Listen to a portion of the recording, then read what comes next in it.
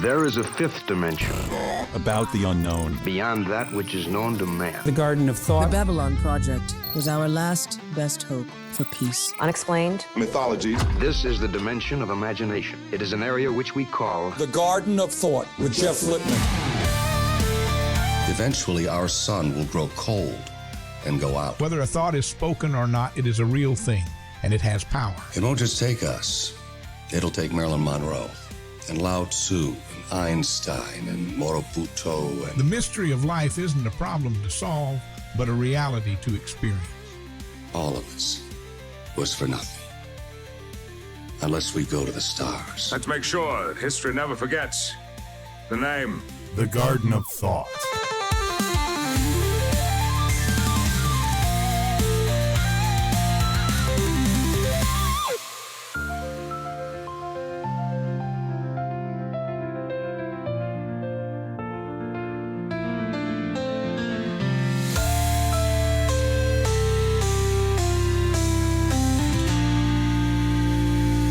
Welcome everyone into Garden of Thought, and this week we are welcoming in Brad C. Anderson. He is the author of at least two books that we're going to talk about. He's another guest from Vancouver, Canada, and we've had a lot of guests from Canada, especially the Pacific Northwest, which is great considering our two countries are apparently at each other's throats, which is stupid. Anyway, and we, as in the United States of America, started it for no reason. And that's the end of my political rant today. So, Brad C. Anderson lives with his wife and puppy in Vancouver, Canada. He teaches undergraduate business courses at a local university and researches organizational wisdom in blithe defiance of the fact that most people do not think you can put those two words in the same sentence without irony. We're going to have to explore that sentence a little bit. That was a very Michael Chabon sentence. Previously, he worked in the biotech sector where he made drugs for a living legally. That part I got. And his stories have appeared in a variety of publications. His short story, Naïve Gods, which I'd like to talk about that too, was longlisted for the 2017 Sunburst Award for Excellence in Canadian Literature of the Fantastic.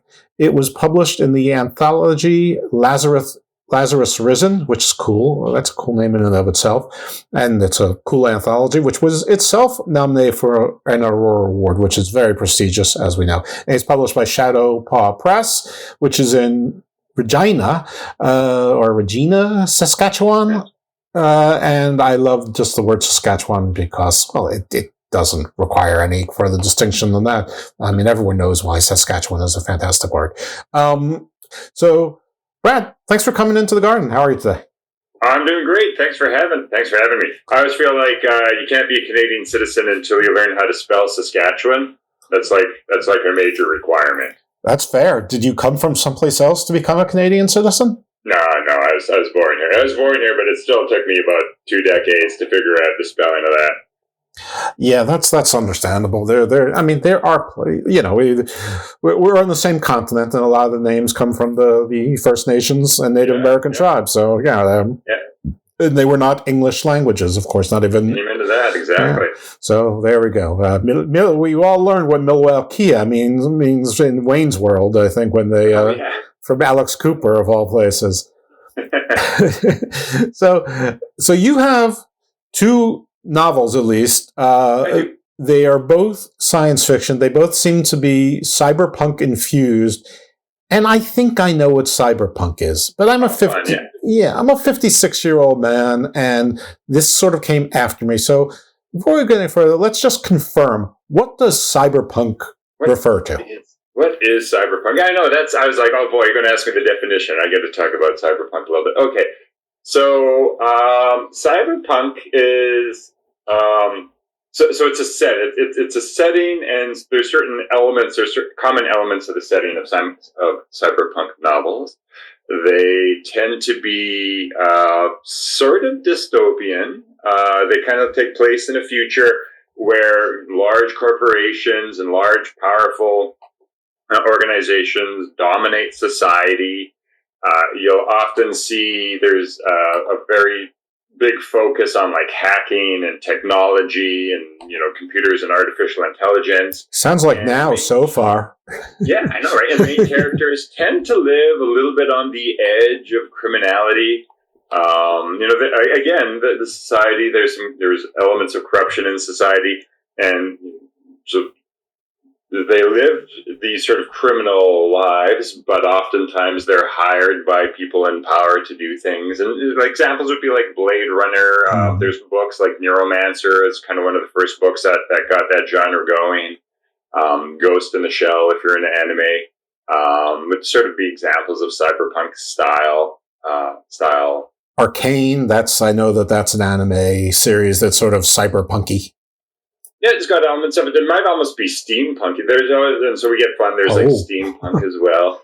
Arcane is almost steampunky. Like steampunk kind of has the aesthetics of like Victorian era types of technology and dress, but it's a sci-fi. But the aesthetics are very kind of a throwback. So it's kind of a blend of that throwback with sci-fi. See what happens when I try and be hip and current. But it's tough. Fashion is cyclical. Fashion is cyclical. I'm looking for my big poofy, like the old days. They always had those big poofy sleeved shirts. I'm like, those look so comfortable. I can't. Like, what? That's got to come back someday. We're switching topics. Brad Anderson is bringing cravats back. Yeah. Yes. Yeah, it's like the puffy shirt from Seinfeld. Yeah, amen. Yeah, exactly. Amen. All right. So obviously your publicist was pushing Ashme's song, and we're happy to push Ashme's song. But let's start with Duatero. I hope I'm pronouncing that correctly. Yeah, I call it Duatero. That's one of the funny things about publishing books is like I always have the word in my head, and then when I publish it, I see how other people pronounce it. I'm like, oh, maybe that's how it's pronounced. Well, listen, you're the writer, so your vision counts and your pronunciation counts. It's like if I'm talking to... Go ahead. I'm sorry? I call it Duatero. Duatero. It means second earth. Yeah, if I was talking to Neil Stevenson and I said anathema and he says anathema, he's right. That's those are just rules. So okay, that's fun. The Second Earth, because I'm reading the Expanse series, and right now I'm in book 4 where they've got New Terror, which of course the squatters or locals, they call it something else entirely. But anyway, that's neither here nor there. But all right, so let's talk a little bit about Duatero. Yeah. So that story, Duatero it stands for Second Earth, and the setting of that is it's a colony on another planet, but thousands of years ago it lost contact with Earth. Unexplained, just one day they had regular supply ships coming to support the colony, and then they stopped. And with light year travel, radio signals take thousands of years to bounce back and forth. So mysterious reasons, life or contact with Earth, with the mother planet, was lost. And the colony survived, but didn't necessarily thrive. And it's been sort of struggling along for thousands of years. It wasn't really sort of at critical mass where it could kind of take off on its own, but it struggled along. And there's been a lot of tradition that's been kind of entrenched. It's sort of like one of those societies where they honor old technology, almost like to a religiously fanatical level of, but the technology is breaking down. And they've managed to survive, but something is changing in the local native flora and fauna and nature, and it's starting to encroach on their lands. Their crops are starting to fail more and more, so they're having trouble feeding their people. And really, it's their colony is at this moment where it's starting to collapse. And the main character is of this religious order whose job has been historically to fight back the native plants, to protect the farmlands, protect the colony, and so on. And they don't know how to solve this anymore. They don't know what they used to do doesn't seem to be working. The rules seem to have changed.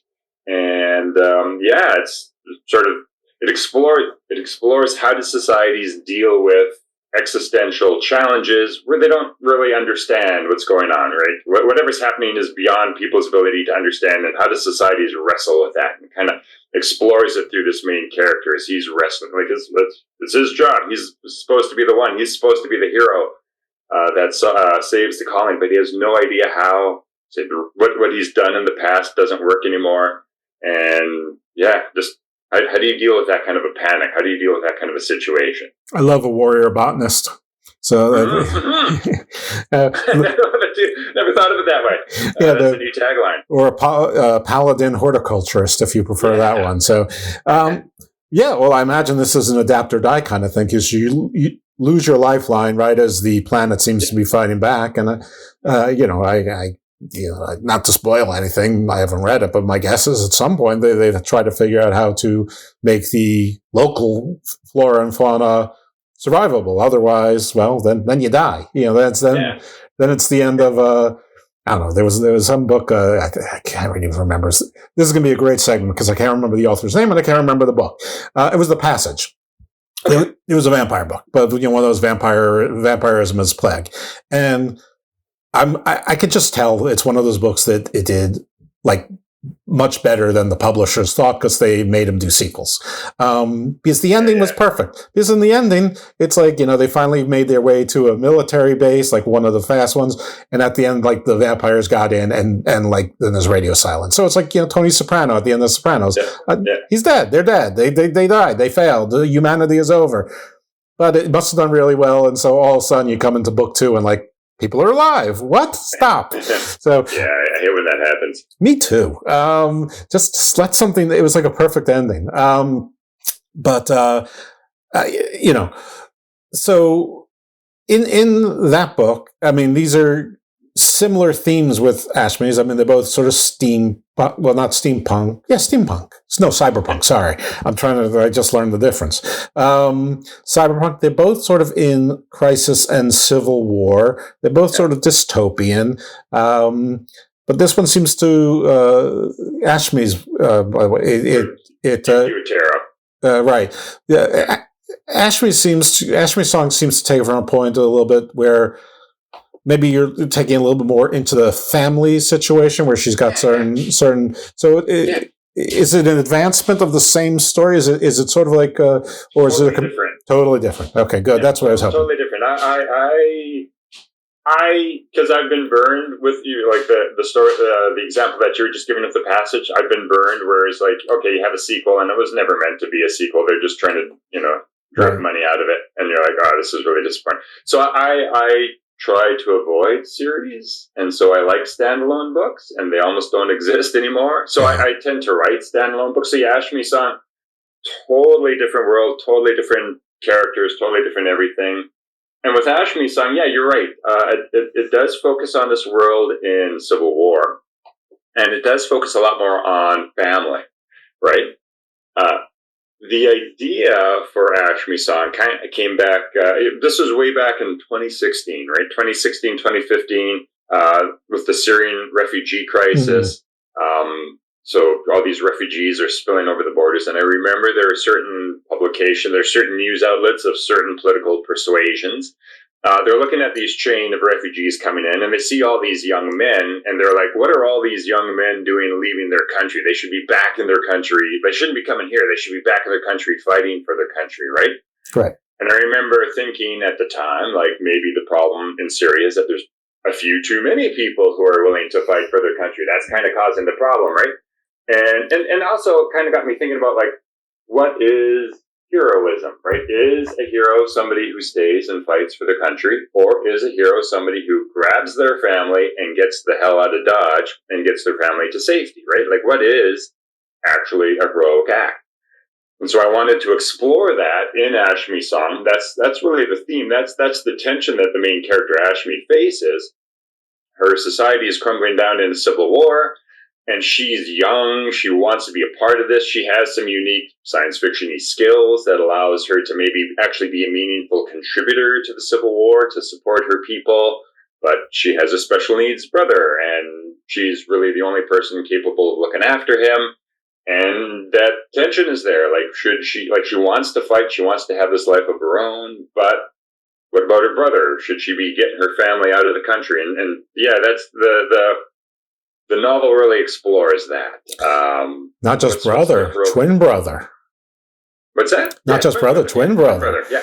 Yeah, I mean, that's even closer. I mean, you know, and this show does a lot of comparative mythology, so there's always the hero twins. So yeah, you're right. The little and then one's like super competent, and the other one has some kind of illness. There's elements of, I don't know if you've ever read the Dragonlance series with Caramon and Raistlin, sort of twins, but one was super strong and buff, the other one was weak and sickly, and I don't know. Yeah, there's some people like the opposites. So you have twins, they're the same, but they're also kind of opposites as well. Yeah, it's like the Wonder Twins from the old Super Friends, where she could turn into like anything, like a dragon or a gorilla or a lion, and like a brother could turn into ice cubes. Then the monkey had to carry him around in a bucket, in the form of a bucket of ice. So we got a brutal Osterici ruling her country, which I'm going to assume is like a sort of a sultanate, or or some sort of. Yeah, it sounds very Dune-like in its title. Yeah, So the mythology of that world is that so you have these worlds. And there's these trade ships that go back and forth between worlds. We call them arcs. So there's these arc ships that basically travel back, because they haven't quite cracked light speed yet. So it's these multi-generational ships that go back and forth between the worlds. These Osterici, they were one of these arc ships. However, their ship was destroyed, and because they travel between worlds, they have the best technology. They're very advanced. They get to sort of trade the best technologies from all the world. So they're very technologically advanced. And so at any rate, their ship was destroyed. They came down on the planet as refugees, but technologically much more advanced. They were able to take over this nation and basically took over it, and they rule it. And it's not quite, it's not a sultanate. It is a democracy, but it's sort of this, I don't know, it's born of this ancient trading empire. It is exploitative, it is exploitative. And, again, the mythology is that, they spend all these generations living alone on ships. They don't know how to deal really well with other people in their midst. And so they are scared of them, and so they repress and try to push them out. And of course, the people that were indigenous to the planet that lived there originally suffer from that. And that's kind of that's the dynamic that leads to the civil war that ultimately breaks out. You described her as an indigo child. Does that mean that she was indigenous, or does that mean that she's like literally like bluish purple? No. Well, so again, I was having fun with words there. So again, the mythology of the world. So the Osterici, their mythology is, or their history is, they come from these ancient trade systems. The history of the world is, thousands and thousands and thousands of years ago. They arrived with the first sort of wave of interstellar settlement. They created artificial intelligence that hit singularity and became sentient. And whenever that happens in this world, that's super dangerous because all of a sudden they become super sentient, and humans are like ants, and and it can be very dangerous. And so that happened, way in their past. But the sentient AI, they're so far above us, we can't understand what they're doing. They're dangerous. And what happened is sentient AI created these strange structures, and they genetically modified certain human beings. And then they left, and everybody was like, why do they do that? Nobody knows. It's mysterious. But these genetically modified people, they're called indigo children. That's just the name that they gave them. And they have this capacity to be able to operate technology like at a distance, right? So in terms of if you want to hack into a computer, they don't actually need to sit down and actually connect, have a computer, some kind of technology to connect. They can actually, their bodies are, sort of partial technology that allows them to interact with technology sort of at will. And so, she's one of those. She's one of those characters, and that's the ability that they're rare in that society, but she happens to be one of them, and that's the ability where she's like, I need to join the resistance. I need to join the Civil War because I can actually, I have the skill that allows me to take control of, technology and computer systems, and that would be super valuable. Sure. As we're fighting this, right? So she's kind of feeling that. Especially if the whole world was designed by AI, you'd think that hacking into those systems would be very much in need and all that. Yeah. All right. I don't want to go give short shrift to anything, but I am right now. I'm scanning through the bio, and I keep finding myself looking at Naïve Gods, and so please tell me a little bit about Naïve Gods, because like when I see Naïve Gods, I'm thinking American gods, and and all that stuff. So tell me about Naïve Gods. So Naïve Gods, there's actually no gods in it, but yeah, the Naïve Gods. So it's a short story, and the idea behind that short story is that. All right, and a lot of science fiction, and we're wondering, there's all this technology about extending life, and this hope that, hey, maybe someday we'll actually eliminate aging, right? That technology will advance to the point where we're actually able to eliminate aging, right?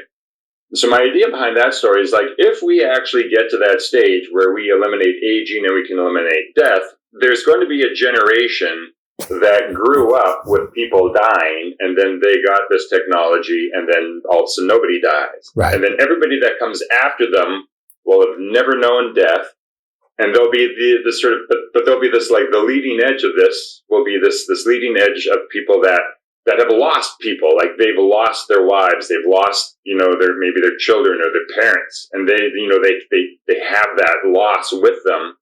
But now they're in this world where, like, nobody understands that anymore. Like, nobody's ever lost anyone anymore, right? Right. And just sort of explores, like, what would that, like, psychologically, like, if you're that person that just kind of got on that cusp, and the main character of that story, he lost his wife. Like, he was on that cusp. He was 70s or 80s, and he just got on that cusp where they just extended his life, and now he lives forever. But he lost his wife. His wife wasn't as lucky.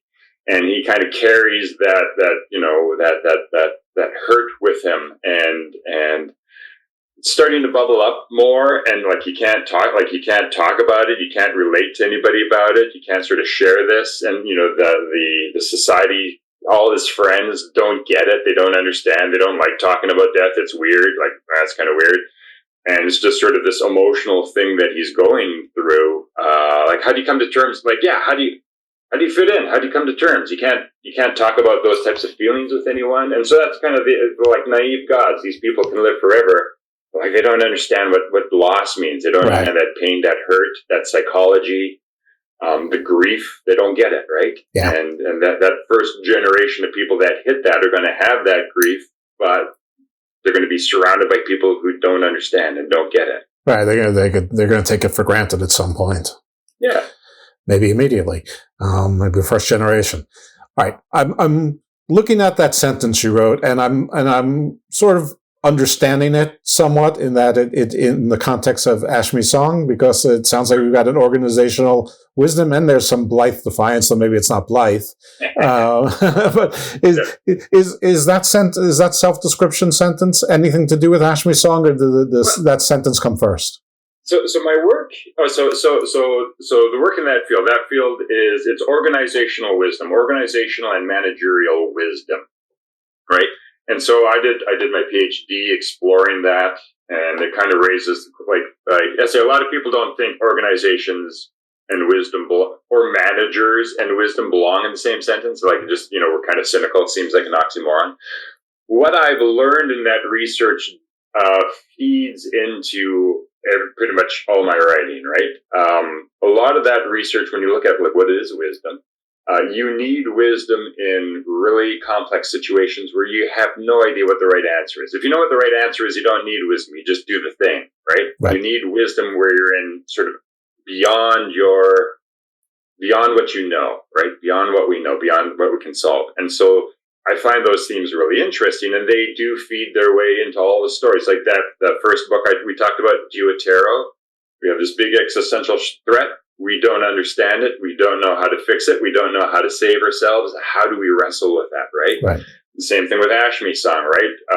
Big civil war. What's the right thing to do? Should I stay and fight? Is that because somebody needs to fight?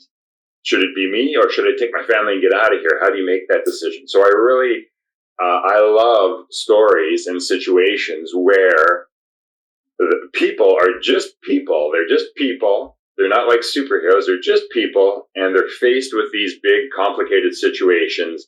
And I love exploring how do people work their way through those types of situations, and sometimes for better, and sometimes for not. Right. But that's the idea of with organizational wisdom. Organizations are super complex. The world's complex. Managers have to deal with that. People have to deal with that. And how do we engage with that complexity in a way where we can make good decisions, hopefully good decisions? How do we engage with complexity in a way that allows us to make the best decision that we're capable of making? How did the organizational wisdom spring from being in the pharmaceutical industry or vice versa? That's a good, insightful question. And I never thought of it before, but well, thank you then. Yeah, there is relations to it. And my experiences there did feed into that research, right? So in the biotech industry, I worked in industry. So in industry, it's for profit. You got business people, you got accountants, operations managers, but it's technology, it's science, right? So you also have like scientists and researchers. And Sure. I came from the science background. I got a master's of science. I was a technical guy in the lab code, all that kind of stuff. What you find is different disciplines speak different languages, and they see the world in different ways. Like scientists are trained to see the world as there's nature, and you need to try to understand nature, and you can apply the scientific method to understand and to learn about nature. Business people are trained that, okay, we as a world, we have finite resources, and we need to use those resources productively to achieve some kind of outcome. Those are completely different mindsets, completely different ways of viewing the world. Scientists look at the world as, I need to understand this. Business people view the world as, we have limited resources, and we need to figure out what's the best way to use them to make this thing happen. Completely different worlds, different mindsets. But when you create a biotechnology company, they need to work together, and they don't understand each other. And I remember this happening, like, as scientists, we'd be like, oh, those business people don't get it. They just care about money and the bottom line. They don't get it. I eventually got my MBA, and I became one of those business people, and those business people are like, scientists, like, they're smart, but they don't get it. They don't understand the realities of the world that we're faced in, right? So you have this disconnect. These groups are trained in different ways. They don't speak the same language. And there's a risk that they do not understand the strength that each other brings, right? And a lot of my career was working with contract organizations. And so so I worked for organizations that other companies hired to do contract work for. So I got the opportunity to work with a lot of different companies. And I saw some that were very successful, and I saw some that were very unsuccessful. And one of the things I noticed is that the ones that were successful, they had a good balance of the business and the science, and they respected each other, and they could communicate well, and they recognized each other's strengths and their own limitations, and they could work well. The companies that struggled, I found, were the ones that were dominant one way or the other. They either had all business people and they didn't care about the scientists, or it was all scientists and they didn't care about the business people. And those ones struggled. You needed to have that blend, that ability to work together. It's rare, it's hard. And that's actually kind of that experience is what led me down the path that eventually got me to this organizational wisdom, that the framework that I used, right? There's three. I won't get into it. You don't ask somebody who's got a PhD what their thesis was, because they'll spend hours. But very quickly, when you look at wisdom, it's very different from culture to culture. It's very different across time. But there are themes that emerge, and those themes are like, one, wisdom, values guide wise action. So the people we think of as wise pursue values that we agree with. They're doing what we agree is the right thing to do. If somebody's values disagree with us, we don't think they're wise. We think they're like evil, maniacal, or like cunning, right? But wisdom has there's this sort of value judgment to it. They're pursuing values we agree with. Knowledge is required, but insufficient for wise action. That's the second thing. So it's, we need wisdom when we don't know what the right answer is. And then the third is wisdom is action oriented. So you actually need to exercise power to make something happen. It's not knowing the right thing, it's doing the right thing.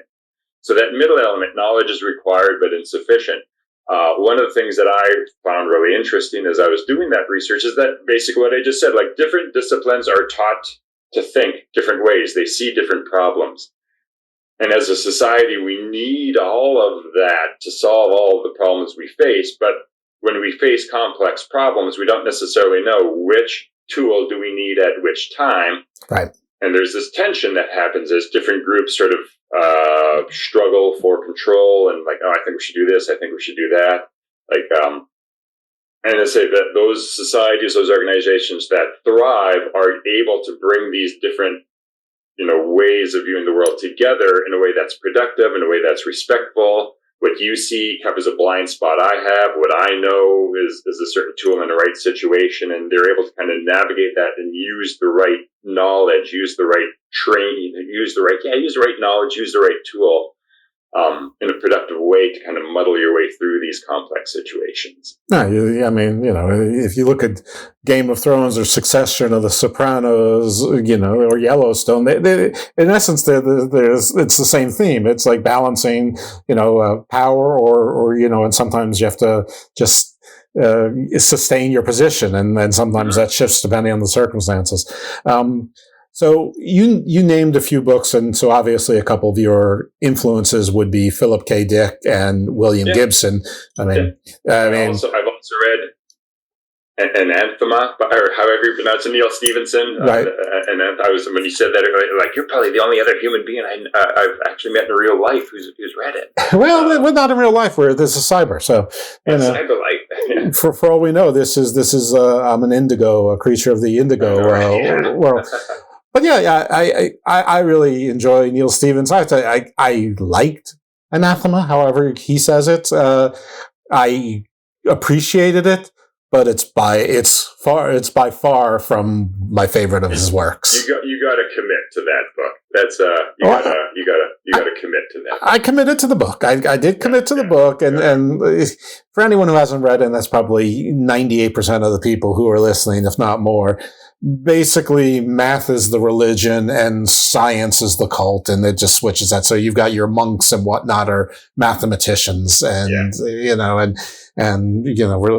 religion is well, religion's not religion. Well, anyway, it's pretty heady stuff. You gotta want to read that book, right? And there's some monks in high math that are sort of, or one in particular, of course, because that's how the hero's journey goes, is sort of questioning that, finding things out of the box. And I don't remember enough of it, but I don't know. I would go with the Cryptonomicon and then the Quicksilver trilogy if I'm going to start with Neil Stephenson. Or just do Snow Crash, or is that what a crash? Snowfall, Snow Crash, Snow Crash. Snow Crash. Yeah, that's a nice, easy, if you can say anything, Stevenson is easy introduction. It's a standalone novel of a reasonable length. So there you go. Quicksilver is also sort of sloggy. You've got to commit to that. What's it called? The Currency of the World trilogy. What does he refer to it as? Oh, I can't remember that. Yeah. Neither have I. I think it's but anyway, it's worth it. And Cryptonomicon, which is like 1,100 pages, worth every page. Just fantastic. So anyway, who are some of your other influences besides those big three? Yeah. I like a lot of, I like some old school authors. I really like Ursula Le Guin. So she was active in the 70s and 80s, into the 90s as well. Yeah, Mists of Avalon and things like that. What she wrote, Left Hand of Darkness, The Dispossessed, a couple of, so they're older books. The reason why I like Ursula Le Guin is, so I like exploring humans, exploring complex situations, and a lot of her writing is that as well. And so it's not sort of simple, straightforward. There's these big complex problems and humans kind of wrestling with them. So I always really enjoyed hers. I do, in terms of like more contemporary, I have enjoyed Neil Stephenson. I like Alistair Reynolds. I don't know if you've ever read any of his stuff. I don't think so. Alistair Reynolds is cool. So he's got like a PhD in astrophysics. He's worked with the EU Space Agency, and he does like deep future science fiction. Like he has this one book, House of Suns, takes place millions of years in the future. So like, a lot of science fiction is like, imagine humanity 1,000 years from now. He's like, screw that. Imagine humanity 10 million years from now. What would we be capable of? We're like moving around black holes. So he does some cool stuff with that. I also like a lot of, I like horror, Lovecraft. I'm a big fan of Lovecraft. Sometimes some of that weaves its way into my stories. Cyclopean Towers? Or just the unnameable outside force that drives you mad. The abomination, and here's my thing with, there's a lot with Lovecraft, but just to keep on the most trite level, period, is that he had a lot of heroes. Of course, they're all the Victorian, Elizabethan gentleman heroes, scientists, doctors, whatever, gentlemen of leisure, but they didn't do anything leisurely. Anyway, a lot of them fainted at the end and they woke up someplace safe. So, did it happen? Was it madness? Why isn't the monster tearing them up while they're fainting? I know, right? Like, a lot of people fainted and woke up in a bed somewhere just fine. Was that real, or are you just crazy? That's a good question. Yeah, that's a good question. That's a good lens to read Lovecraft through. Yeah, I see that with some of the E.283 movies. It's like the question, but then when you watch them a second time, it's pretty clear. Like, some of them it's madness, some of them it really happened, and it turns out most of them it really happened, which is much better in my view than it's madness. I think that's why Stephen King really didn't like the Kubrick version of The Shining, because it was probably madness. That's right. And that's not Stephen King's book. Stephen King's book is that not only was it a haunting, it's that the hotel, the resort, was the haunting, was the creature, was the villain. It was alive. It was palpable. It had menace. It wasn't some guy going mad. This was driving him to madness. But So anyway, I think I've sort of gone off of topic of sorts. So I think I actually have heard of Alistair Reynolds. I can't go that far into the future. I'm not that creative, and I don't want someone else to take me there. Like, I'm more comfortable with the 400 or 500 years in advance, or even more like something that could be a few decades away, like the Hercules text. Like that to me is, that's sort of like the perfect zone, sort of interstellar, that you can kind of relate to it. You can kind of relate to it. Like, I could see myself in that because it's close enough, right? Yeah, like, First Contact, I didn't dig the book. I can't remember who did it, where there was like sort of eggs left on Saturn or Pluto or something but there's a bunch like that. Even The Expanse, that is that, somebody tossed some weapon at us like 2.5 billion years ago, and instead of hitting the Earth or the sun, it must have been the Earth. In our micro, development as life, it got captured by the moon, the gravity well of Saturn or something, and then it reawakened. But I guess that's sort of fun, but I'm not smart enough to, like, when you're writing about humanity in 1 million years, aren't you just writing about Asgard at that point? I know, right? And also, like, it's because humans, like, we like stories. We like stories about people, right? Like, and people we can relate to. And one of the challenges with one of the challenges with sci-fi is that people want to read stories about people that they can relate to. And if you write a story that's 1 million years in the future, will people be anybody that we can relate to? I think sometimes if you sort of really extend the technology out 1 million years in the future, you're like, people will probably be unrecognizable from us. And how do you write a story about somebody who we can't relate to? It's hard, right? Right. And I think oftentimes that's why I think it is more popular, more in the near future, because, they're still people and we can relate to them, and we can get involved, we can get invested in a story with that. Yeah, I should challenge my brain a little bit more. But the one who did it, I think, the best is Adrian Tchaikovsky, because it's not so much that people change so much, but not to spoil anything for the book, but the spiders and octopuses play prominent roles in the first two books, and they're sort of the new people. And there's also an AI that's sort of reverting back to personage out of madness, and it's really sort of cool is just a terrible disservice. It's amazingly imaginative and amazingly well done, the first two books. The third one, I felt like was an episode of Star Trek The Next Generation. Trying too hard, yeah. Three-body problem takes us, a few thousand years, and, I don't know, it sort of lost me towards the end as well, but the trilogy, fine. The fan fiction afterwards, even though it was authorized, and I wasn't interested in that. But let's go back to your books. I don't know if I think we spent the least time on Duatero, so let's go back to Duatero. Yeah. So let's see here. One of the fun things about Duatero was the world building aspect of it, and so my background is originally in the sciences. I was trained as a biochemist. I got my master's in medical science and stuff like that. And so I wanted. It doesn't actually play a big it's not. Everything that I say in the book that the world is doing is, I think, scientifically sound. I don't necessarily explain it all in the book because it is kind of mysterious to the people there.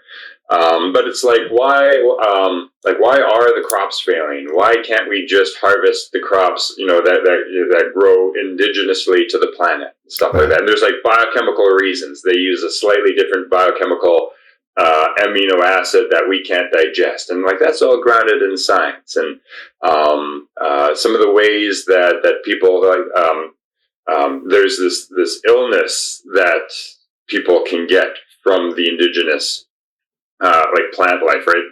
And there's this fungus that can infect humans, and it sort of turns them in it's like one of those funguses. It's like a virus, but it's one of those funguses that sort of changes the behavior of animals so that they create this nest for the next generation of fungus to poof and go out.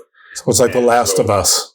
Yeah. And so, have this horrifying disease where people get infected and then they just, they become sort of the Walking Dead, these sort of just weird fungal automatons. Zombie mushrooms, I call them. Yeah, zombie mushrooms that are sort of creating this nest. By the way, I didn't mean to, are you where they put a mushroom brain in a robot, or it started doing stuff? Because fungus will usually sort of build out little cilia that goes to the nutrients, but it was it would just move the robot to those nutrients. That's bonkers. It's crazy what we can do.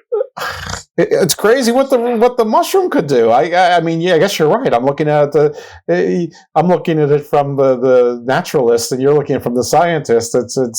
And I guess that's the challenge of these books, is that you have to merge them all, which actually I think your organizational wisdom background probably fits perfectly into doing that. I tried to do that. And the characters, the characters explore the themes. The main character who's tasked, he's a hero of the people. He's managed some he's successfully quelled some major infections in the past. And he's been tasked with saving these with addressing why are our crops collapsing? What's happening? Right? He doesn't know how, and so his inclination is to fall back on tradition. Right? So what do people do when they're faced with this big situation and they don't know how to solve it? There's a group of people that fall back on tradition. Let's do what we've done in the past. It's worked in the past.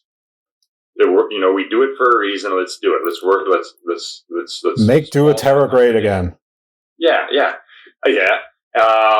There's another one of the characters in his group that's no, we need something new is happening here. What we've done in the past doesn't work anymore. We need to do something new. And so you have this tension between the two of them. He's we need to do what's worked in the past, and that's what he's familiar with. That's what's made him famous. That's been his secret to success all along. She's young. She's no, we need to do something new. We need to understand this and figure out how to solve it and innovate our way out of it. There's another character, I think in society you also have a bunch of people that they just don't care. They're doom scrolling on their phone and stuff like that. There's a character that's kind of just there, but just wants to have fun. And then there's another character, because there's also, I think, people in society that when these events and when these situations happen, they're this is a wonderful opportunity for me to gain power and some authority. Right? Sure, that's of course. You have your snake oil salesmen, your charlatans, your populist politicians.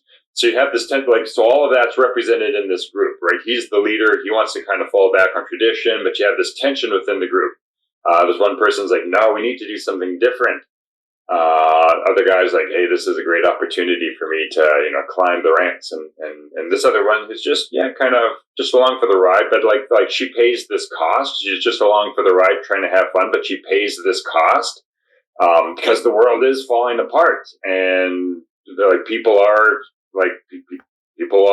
fighting now, right? People who used to be friends are like in battle and considering each other the enemy.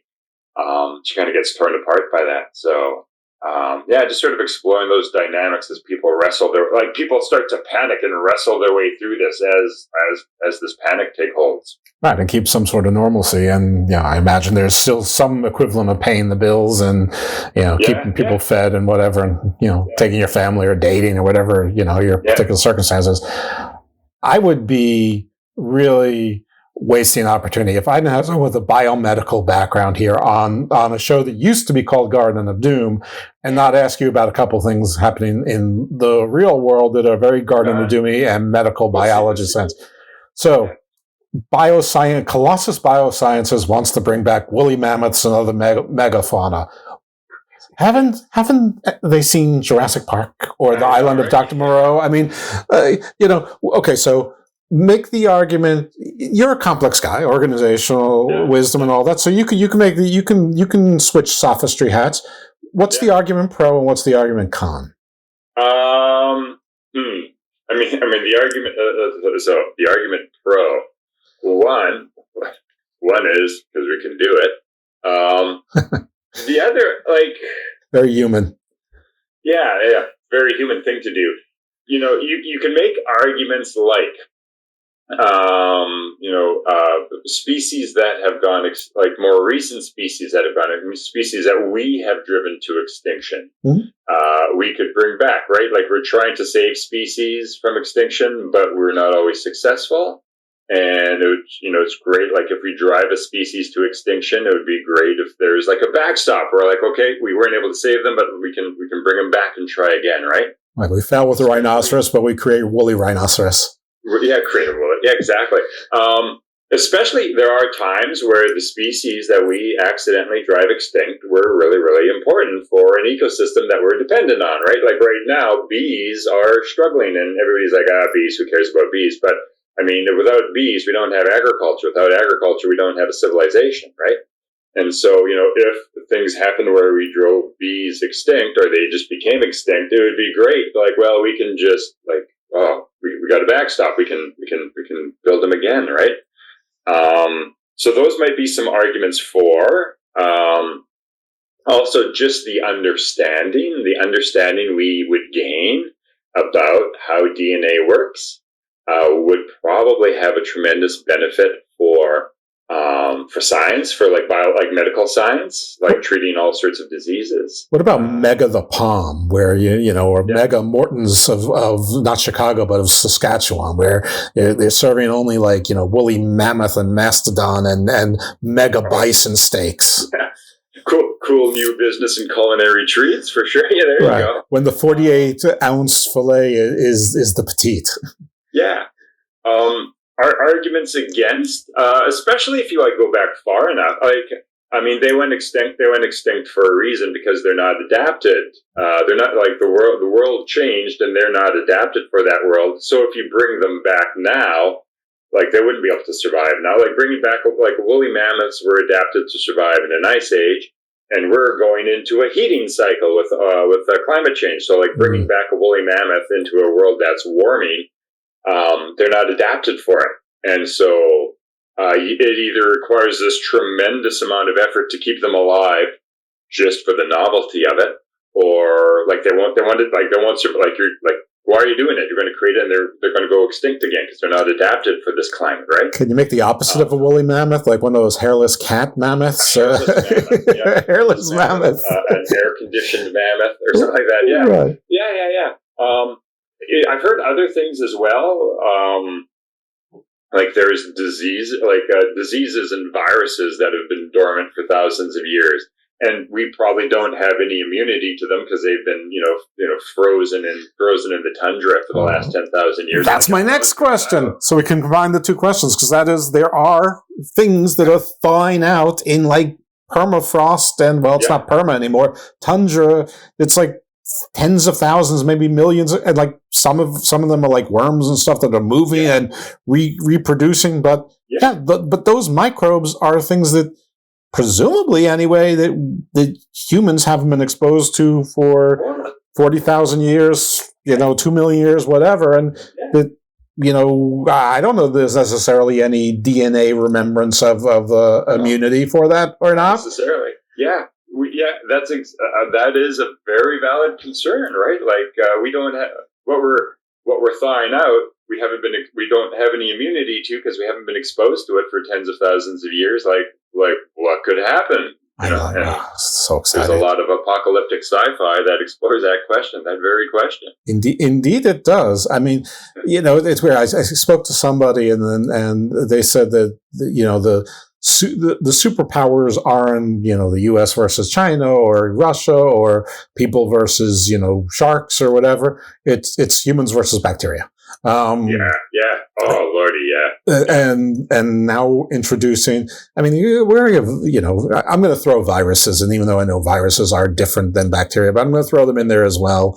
And some people say viruses aren't life. I don't quite understand that myself. I'm not smart enough for that, but I'm not sure there's any actual consensus on that. So, I mean, so we're already sort of in a. I mean, I guess since we've gone from 2 million humans to 8.2 billion, we're winning that war on viruses and bacteria. But they keep trying, and then when you start introducing ones that have been dormant, let's just say 40,000 years. I mean,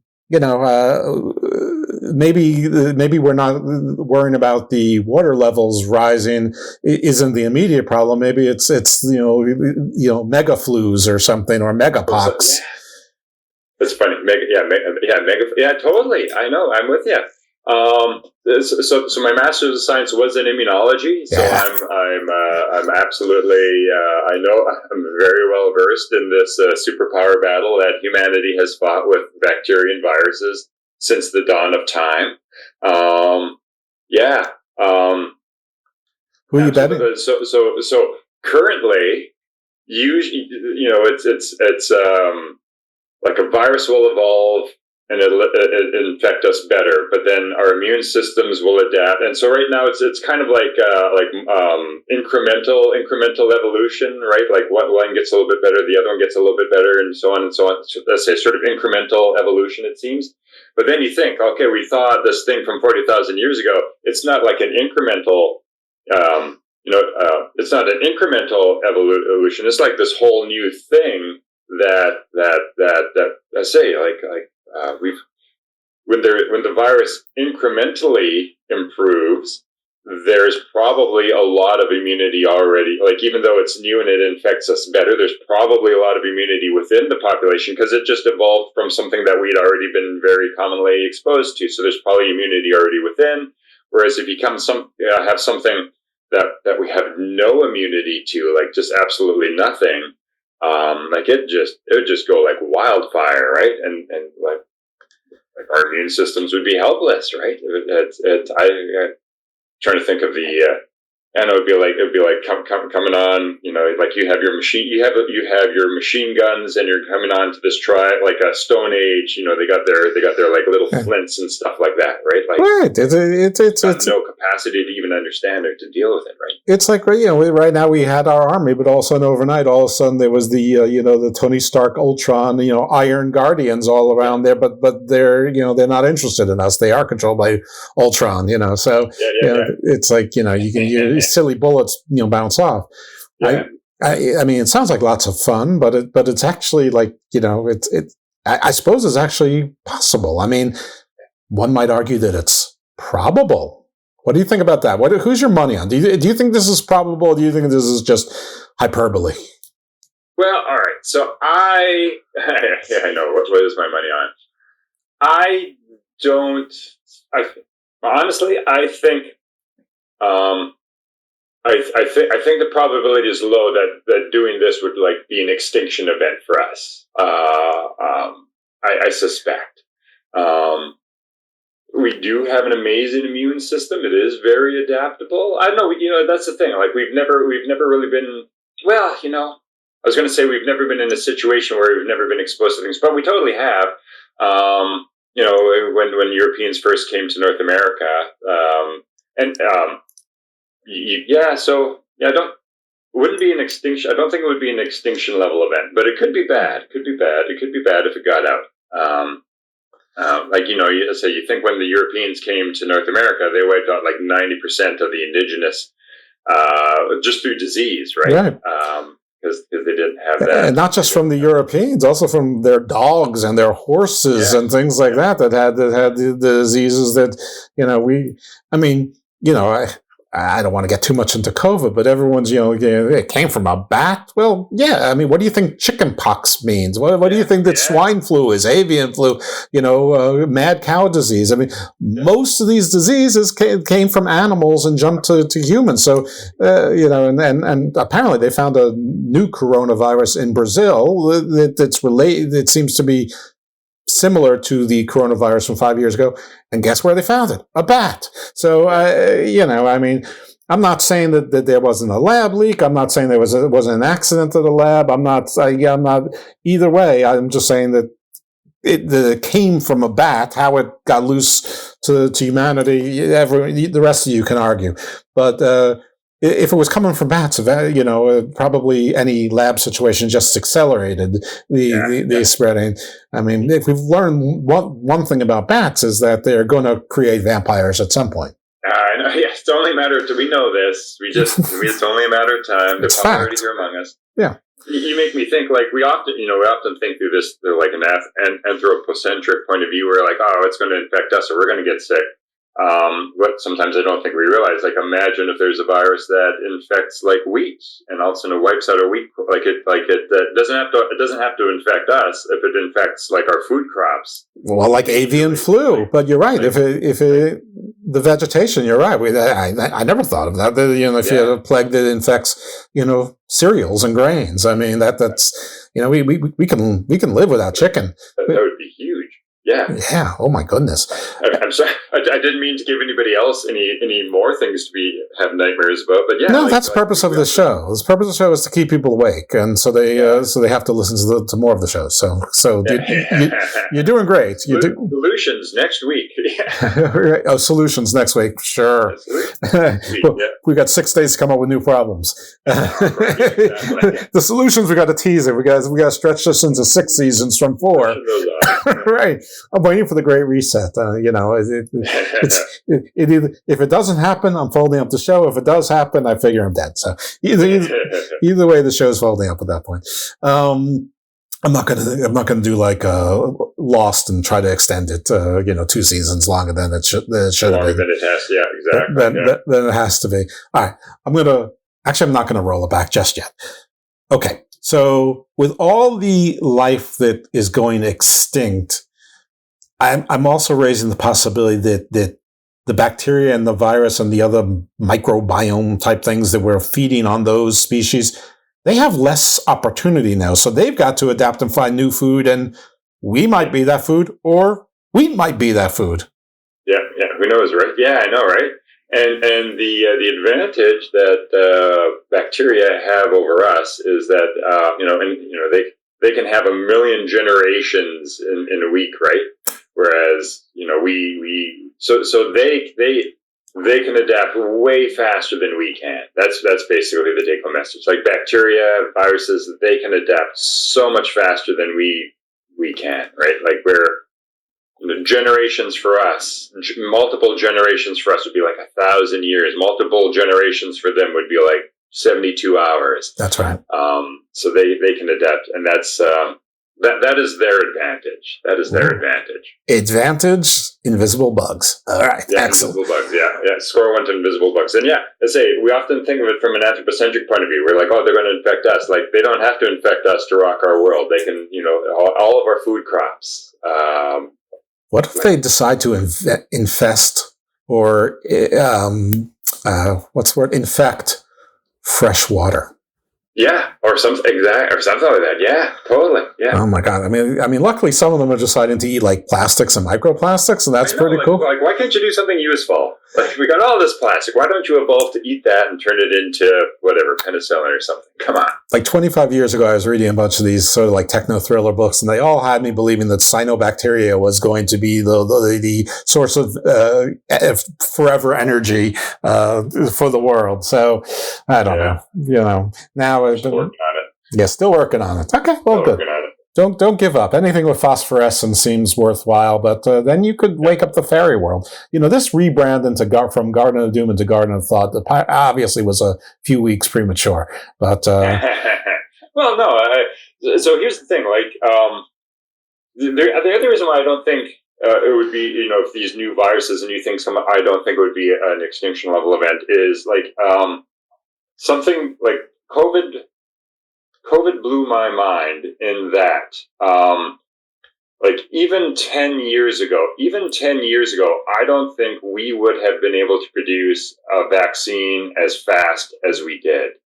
Our ability, so like COVID, new disease came out, never seen it before. Within weeks, within a month, we had its DNA totally figured out. Within months, we had a vaccine designed specifically for it. Within a year, that vaccine was just pumped out over the whole bloody planet. Like 10 years ago, that would have been a dream. And we can do that now, right? Like we can take something new, understand it in weeks, build defenses to it in months, and then actually have it distributed throughout most of the world within a year or so, right? So yeah, like in terms of like it's not all just doom. Like we have some pretty amazing capacities that we never had before. We have some pretty amazing capacities. Yeah, it's just it's the social aspect, like the technology. Like we could create the vaccines very quickly. It's the social aspect of like anti-vaxxers, and it became politicized, and it sort of got like it's the social aspect that's our problem. Still is. We can technology our way out of a lot of things. It's the social aspect. Anytime anyone under 40 dies, they're like, COVID vaccine. So anyway, you know, and you know, in 30 years they're going to find something that says that, like, you know, it made your kidneys worse or whatever, just like, you know, everything else. So, you know, I don't know, whatever. You know. All right, a little bit of hope. Why not? Just toss that in there. Yeah, you know, Garden of Thought does encompass all of these things. They're part of the rebrand. All right, so let's bring it back to you, and let's bring it back to your book. So, anything that we haven't talked about that we should talk about? Where can they buy it? For example, is it, you know, Amazon? Is it in Barnes and Noble? Is it on BradCAnderson.com? What's up? Yeah. It's all of those places. Yes. The answer is yes. So wherever you buy books, Amazon, Kobo, Barnes & Noble, all those places where you buy books. You can get them through the publisher, shadowpawpress.com. On my website is bradanderson2000.com. I'm the 2000s, apparently.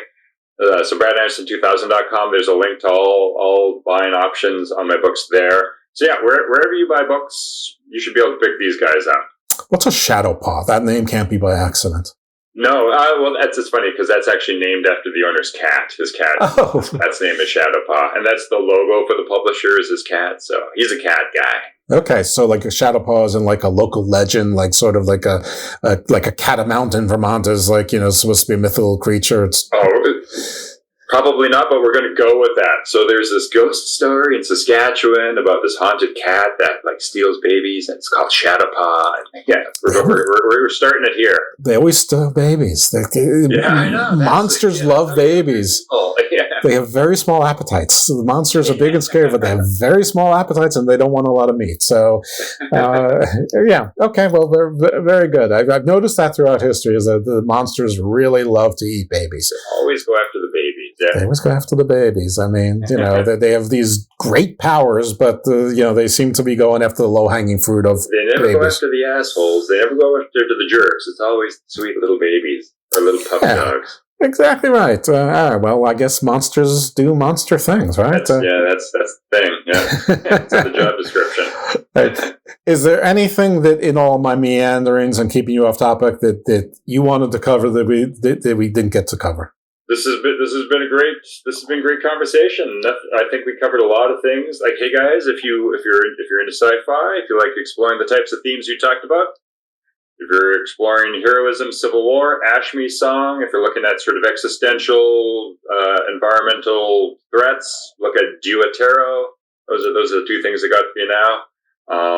Go out and support your local sci-fi people. Buy sci-fi books. Support your starving sci-fi, even if it's not mine. Absolutely. Well, The Economist said that the average American reads 11 books per year. I don't believe it. First of all, I believe that The Economist, whoever's responding to an Economist survey or poll, probably is skewing the selected audience. Yeah.